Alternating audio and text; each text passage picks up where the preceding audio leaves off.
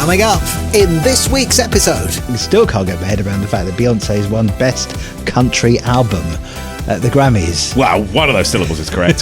Send a cheque, postal order or stamps to cover the cost if you can. And don't forget your name, address and age. Now there's a... What? Why do you need your age? Who's running this? Jimmy Savile. Jimmy Savile's running it out. It's time to adjust those shoulder pads, backcomb what's left of your hair, and jump into the DeLorean for a look back at what's possibly the best decade anyone could ever have grown up in. Shall we play a game? This is Bring Back the 80s with your hosts James Alderson and me, Andy Jackson. Welcome along to another edition of Bring Back the 80s. Another one. We're in can we call this the summer season yet? No. Kind of almost spring, summer. Let's say spring.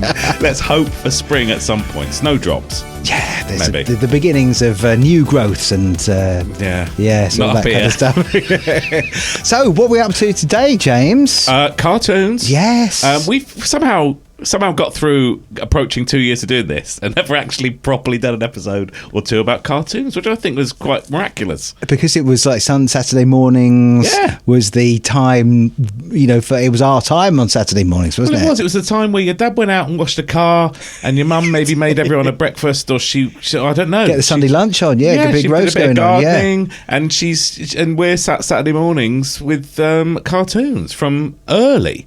Unusually for the 80s, they started early. Like 7 o'clock, you'd have something on.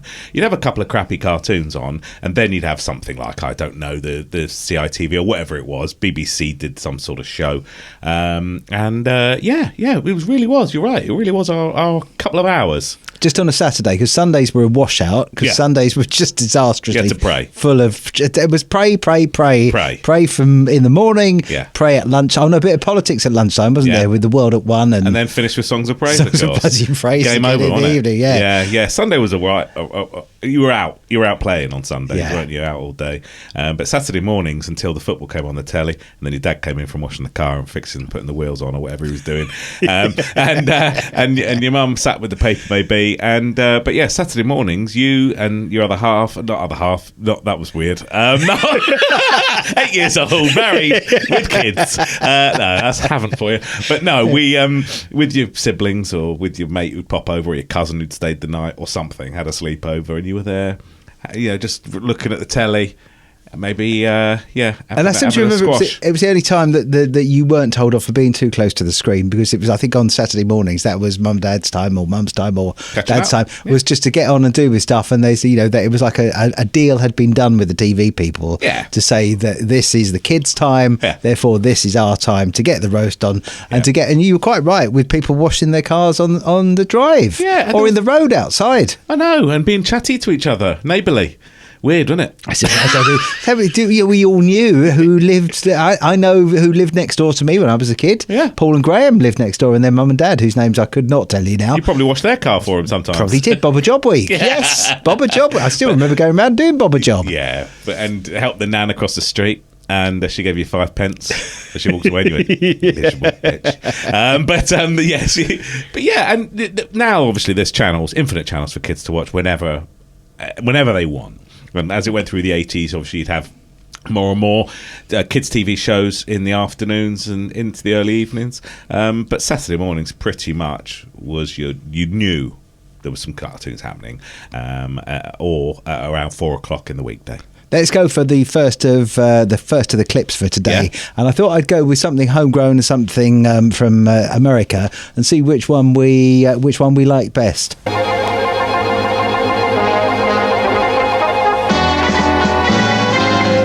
Very far from here, some 2,000 miles away. That's where they live and work and play. We sing the Smurf is good, so that's why we sing all day. We're doing things the Smurfy way. But there's danger there, lurking everywhere, 'cause Gargamel will catch you if he can. Ooh, I hate Smurfs. That is true. I'll get you. I'll get all of you if it's the last thing I ever do. No one would have to find the road to our hideaway. We live there happily and gay. Being the Smurf is good, and that's why we sing all day, doing things the Smurfy way. Hanna-Barbera production. Now, in my mind, this just shows how different your brain goes. In my mind, I thought that was like Swedish or something. And Oh, I think so. Yeah. Isn't it? No?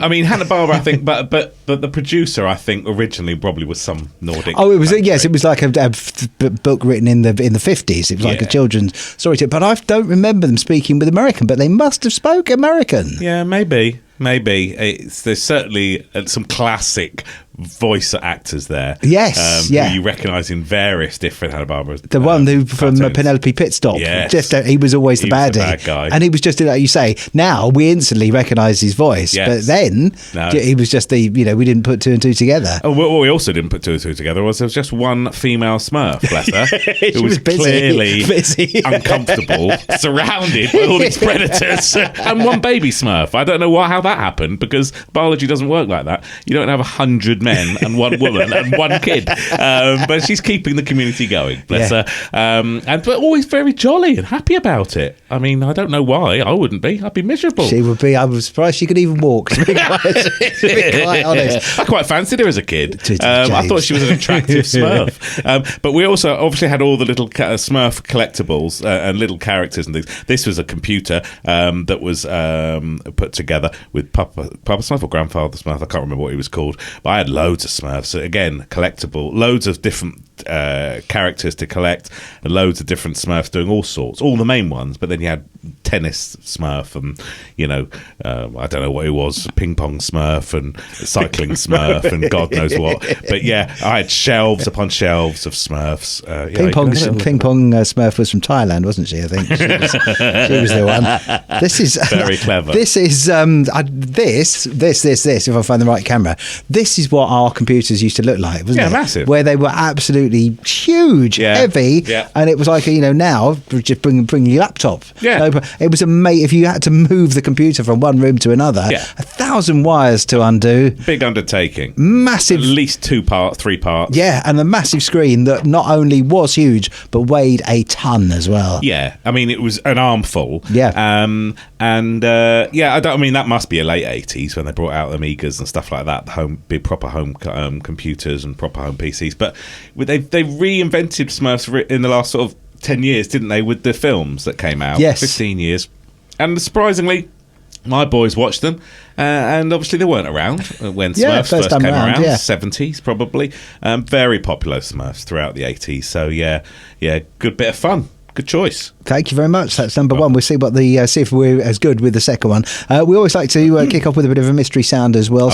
Sometimes related to the theme, sometimes not. So I'm not going to tell you whether it's related or not today, James. Oh, okay. See if you can figure out what this is. We'll do the answer at the end of the episode, as we do for this season now. Here we go, though. It's the mystery sound of the 80s. It's the mystery sound of the 80s.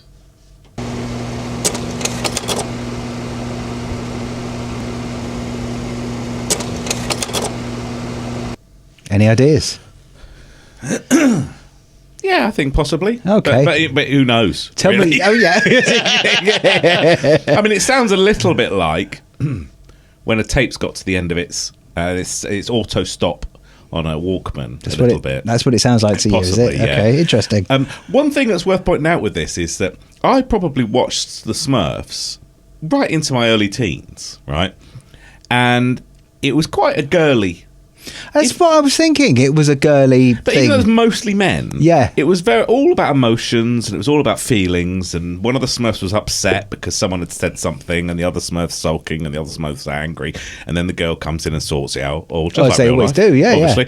Then there's Care Bears, right? Care Bears, again, such a popular cartoon, but almost all about emotions and sensitivity, and our generation looks at all the woke, as we say, and flaky sort of snowflakey kids, but we were all being bombarded by emotional cartoons. Obviously not He-Man, he's just about out to go there and slice someone in half, but Care Bears and stuff like that, and Smurfs is all about sensitivity. I think that's why the adults of today, the people like us, James, have turned out so well balanced and well rounded in many ways. But because we were brought up with caring is sharing. Yeah, there you go. Look, That's one of the little Care Bears. I think it's called Braveheart or Lionheart or something. But we all collected all these. Well, you probably didn't because you were about 46. But the little kids had these little Care Bears, and they did teddies and all sorts, and everybody had a Care Bear. I'm still thinking, because I know they were around, and my like you say, I hadn't quite had kids by then. Not quite. But they would. Were boys collecting Care Bears? Were boys collecting Care Bears? Oh, but there was a good luck bear, and there was a love bear, and all these things. So you get one from your girlfriend, or your granny would give one, or something for different occasions. And brave, like I say, Lionheart and things to be brave if you're going on a whole trip away with cubs or something. So you get these as gifts, and you collect a few as well. So I think maybe not My Little Pony, but definitely Care Bears and Smurfs were all quite, covered lots of broad sort of topics. I know that Bluey and stuff talks about, I don't know what they talk about, abortion and all sorts, don't they, on that cartoon? It cover all sorts, and apparently it's absolutely brilliant for covering all these sensitive topics for families to watch together. I don't think Smurfs never went there. No. I don't think she covered domestic abuse, but it was, mind you, with 100 blokes, she's probably... Anyway, it's a lot of anger probably in the Smurf woods. Care Bears and Smurfs, I think it's definitely... Just carry on digging. You just left me to that. I can't believe it. I left in silence. Obviously, I've got the classic, one of my many radio times. And I thought I'd just have a little look at the afternoons and see what was happening, because here we've got at 3:50, Children's BBC starts with Andy Crane, okay, and he's got Henry's Cat. Was he in the cupboard? And at that time, was he in the cupboard? He was totally out of the closet. No, he was in the cupboard. Then we've got Super Ted, obviously, and then that's the end. That is kids' TV over. We've got Blue Peter, and then it goes straight to the 6 o'clock news and Wogan. Let's have a look at the day before, see if there's anything more interesting than that. I think we've come to the end of the shows. No, we're going to have some. Let's have a little look here. That's Tuesdays. It's not just Samo. So that's the Grange Hill. That's Grange Hill. Oh, yes, Grange Hill. Yeah. Here we go. We've got Harold Lloyd. He's on in the morning. This is Christmas, right? Blazing Paddles. I don't think that's the same thing. The Manelli musical. And then Brief Encounters. No cartoons here. Oh, the all-new Popeye show and Tom and Jerry. There you go. The Land That Time Forgot. Pigeon Street. Pigeon Street. I remember these. Wow. And Grange Hill and the Monkeys and the Pink Panther show and the Flintstones. See, I used to the Pink Panther, unless my memory is deceiving me, and it can. That had a bit of sort of mixed reality and a bit of animation in it as well. The opening sequence was was real with a real pink car, wasn't it? Yeah. He pulled up in that car. I thought, that's an amazing car. How's he driving that? Willow the Wisp, of course, diving in there. So and then the rest of it seems to be a lot of radio. They're promoting here, which you wouldn't get these days. Promoting radio shows. It's a dying medium. Who'd James. be in that? Who'd be in that? Who'd choose that for a career? Would be in that career. Oh dear. So on afternoons sometimes, if you caught it at the weekend, you wouldn't get anything. But afternoons, certainly during Easter time, half term, Christmas, you get quite a nice little scattering of cartoons and live shows. Saturday mornings were the big one. It's not 24/7 now. This is what people can't. People would just be astonished to think now that there would be a time where you turn on the telly, there would be nothing for kids to watch. Absolutely nothing. Just the test card. Yeah, you turn it on. I went to see my dad this morning. Bless him in his home, and I said, "Do you remember this, Dad?" And he just smirked. So I was like, "You just turn the telly on," and I think, "Oh no!" And it wouldn't tell you when it's going to end. No, it could be a minute, it could be an hour. He just sat there just thinking, what's going to be on next? And then, and they always had that light orchestral music, didn't they? From the BBC orchestra doing sort of like little Mantovani classics or something. There. And it was like if somebody was to say define easy listening, that would have been it. But now there are YouTube channels where people have, as much as you obsessively collect your TV times, people obsessively collect VCR recorder, or video, as we call them in this country, video tapes of people were taping the test card from back in the day so that they could have the music. And they're on YouTube now. People go mad for the test card music. How weird. Yeah. Okay. Yeah, not me. Not me either. I collect some things from the 80s, but not that. Shall we do another little clip? Yes, See if you remember this one, James.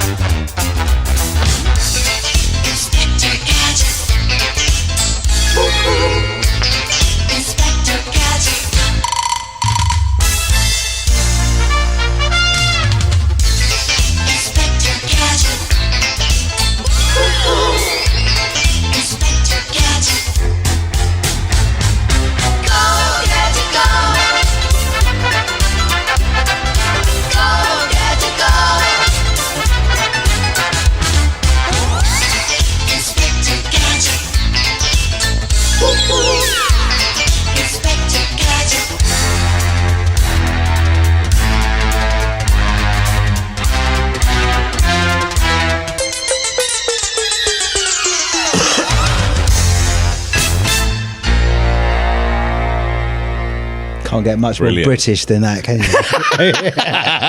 It always made me feel like I was watching an American show. Well, obviously, it was an American show, but it made me feel like I was watching American cartoons, because I was always into sort of Postman Pat and Fireman Sam and stuff, and suddenly this came on. It was like, wow, America, it's Inspector Gadget, and the actors were so overly American and everything. We were obviously all into our gadgets and stuff, but that was just great. Danger Mouse was obviously like the English equivalent of that, really. He had loads of sort of cool little things Penfold, he did with Penfold, yeah. that's it, and brilliant. David Jason did the voice, and the guy from Terry and June did the Penfold. I can't remember the actor's name, Terry whatever it was, but yeah, I loved that. But just brilliant theme tunes, actually. Yeah, that's the thing. That you hear that theme tune, even then you're just all the little hooky bits. Yeah, you can't help yourself but just sing along to it. Yeah. But how far ahead of its time was it, where she had a little watch? Yeah. That you could see somebody on the watch and talk to them. Yeah, we'll talk to the dog. Yeah, which I'm sure we can do soon. I'm sure that's going to happen. Elon's got a chip in every dog's brain, and they'll be like, "I need a shit." Thank God for that. Just do what we did in the 80s. Just let them out down the road. We should do. Glow in the dark wipe dog shit. You're fine. Yeah, you suddenly get a call. You're like, "Oh, sorry, the dog's calling me. I'm just going to take this." I'm Dog and Bone. Dog and Bone. Hey, James, thanks. you should be on the stage. I should be just for target practice. But theme tunes great. Like He-Man. It was like, God, it was all just brilliant theme tunes. And I know that cartoons when my boys were younger, like Phineas and Ferb and stuff, they did have some great theme tunes. In fact, they brought Dr. Gadget.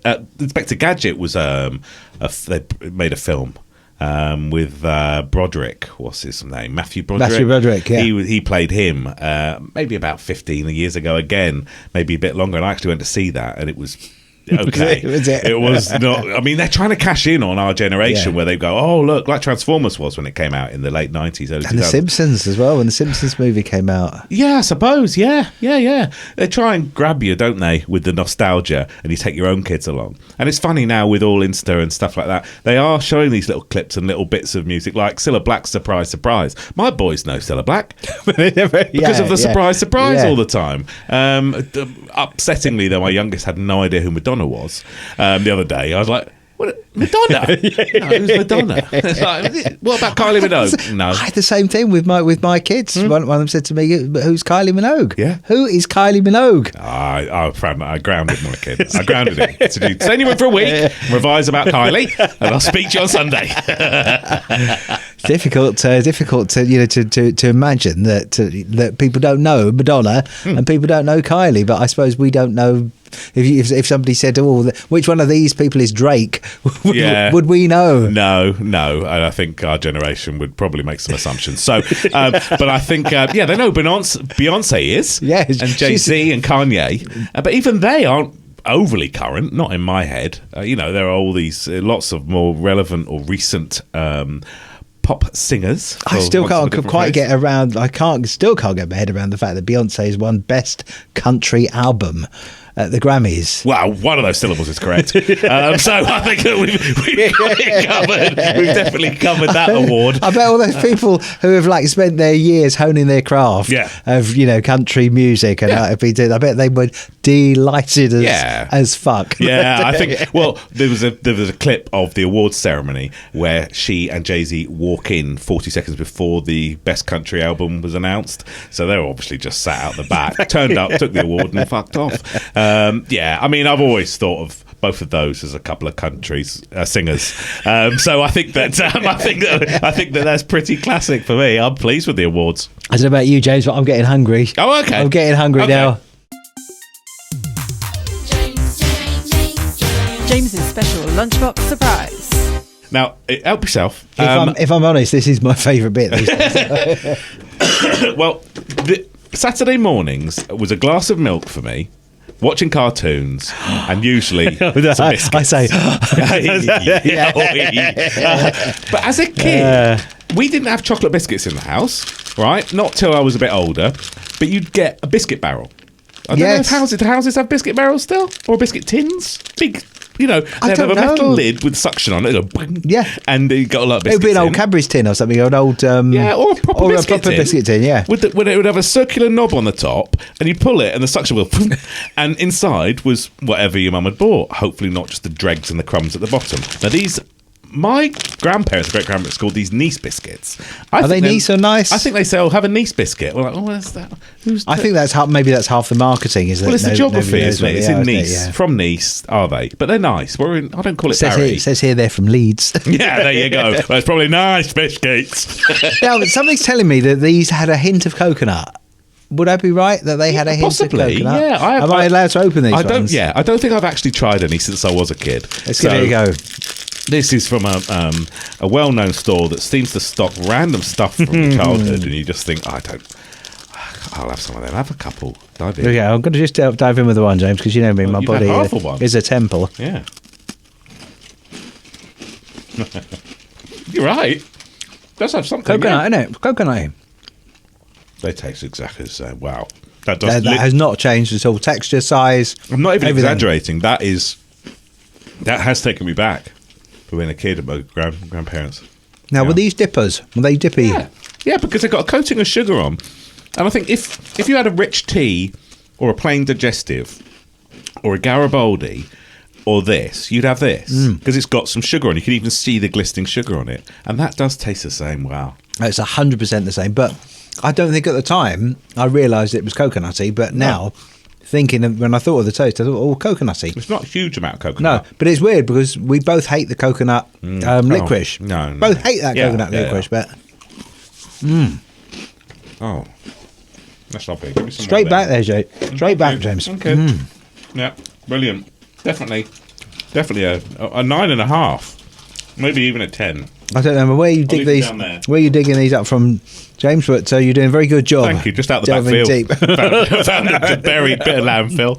Oh dear. Now, can I show you this one? Because this is Transformers. Got to have been the biggest cartoon, I think. So this is obviously. I'm hearing the music in my head right now. Yeah, and a. Thank you. And this is complete. And probably one of the first sticker albums, I think, for cartoons. I don't even know when it was. Let's have a little look. Printed in Trowbridge, obviously. Classic American cartoon.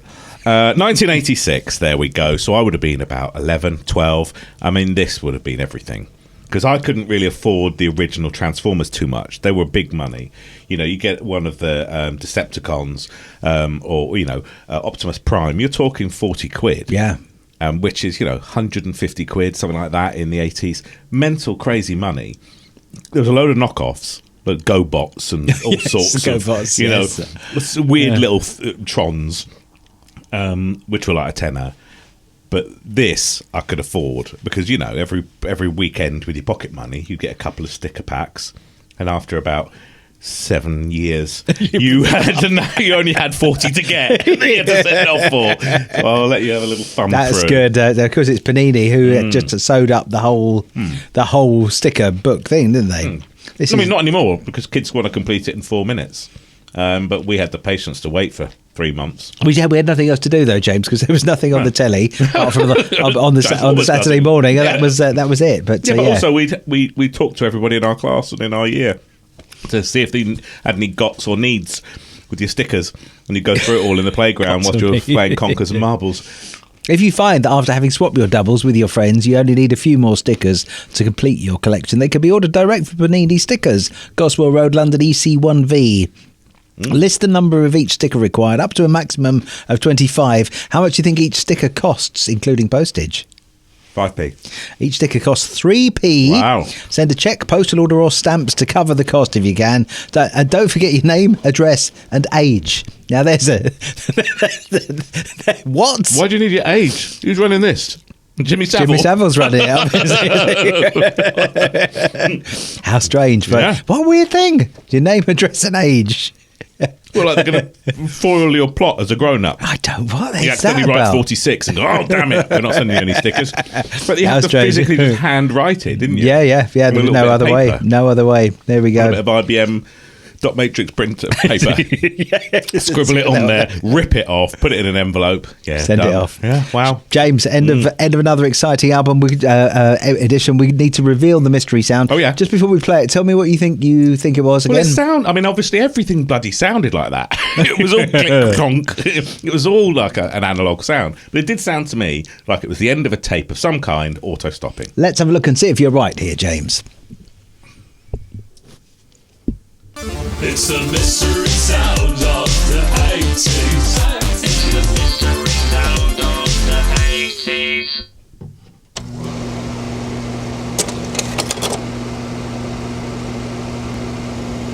Next slide. See, yes. Next slide. A revolution Yes. when it auto changed. Yes. When you were in lessons, you're like, "Sir's at the front and it's changing. How's that happening? Oh my god!"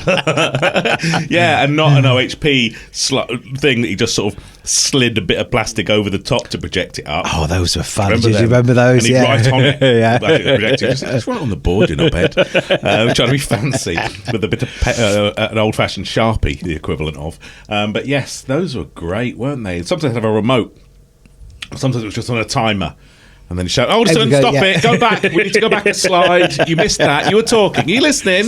That was run a- over and press it. That was as interactive as the lessons got, wasn't it? It was proper interactive. was But technology. let's leave that there because Okay. we're at the end of another episode. We've got another one coming on the cartoons Yeah. next time around. Yep. In the meantime, thank you for watching and listening. If you're listening, watch us on YouTube. Subscribe to us, and should. you can see this wonderfulness Technicolor in proper glory. Technicolor. You got the test card and everything there.